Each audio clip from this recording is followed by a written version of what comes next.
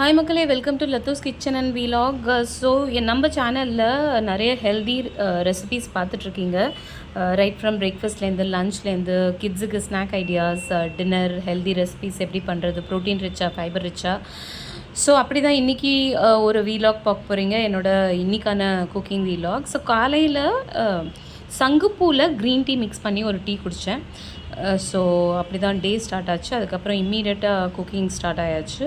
நேற்று அரைச்சி அது இட்லி மாவு இருந்ததுனால ஆப்வியஸ்லி இன்றைக்கி தோசையாக கன்வெர்ட் ஆகிடுச்சு. ஃப்ளாக்ஸீட் முருங்கை பொடி ப்ளஸ் தக்காளி சட்னி வச்சு குடிச்சாச்சு. பொண்ணுக்கு கோல்டு இருக்கிறதுனால சீட் மிக்ஸில் கொஞ்சம் டர்மரிக் பவுடர் அண்ட் பெப்பர் கலந்து கொடுத்தேன். இது காலையில் போட்டு சுக்கு காப்பி அவள் குடிக்கவே இல்லை. பிரேக்ஃபாஸ்ட்டோடு சேர்ந்து சாப்பிட்டு அதையும் குடித்தா.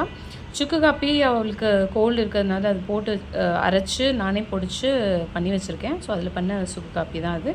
நானுமே குடிப்பேன். அந்த காஃபி வீக் டேஸில் குடிக்க மாட்டேன்றதுனால ஏதாவது ஒன்று காலையில் குடிக்கணுன்றதுனால அப்பப்போ இந்த மாதிரி குடிக்கிறது, சுக்கு காப்பி இல்லைனா சங்குப்பூ டீ, ஹைபிஸ்கஸ் டீன்னு.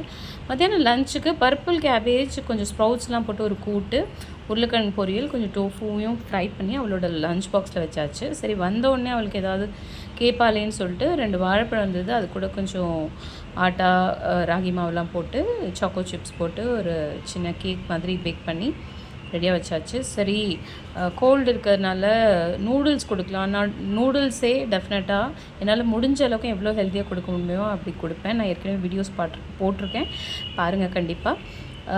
இந்த மாதிரி வீடியோஸ் பார்க்கணுன்னா கண்டிப்பாக நம்ம பேஜை ஃபாலோ பண்ணி சப்ஸ்கிரைப் பண்ணுங்கள், ஷேர்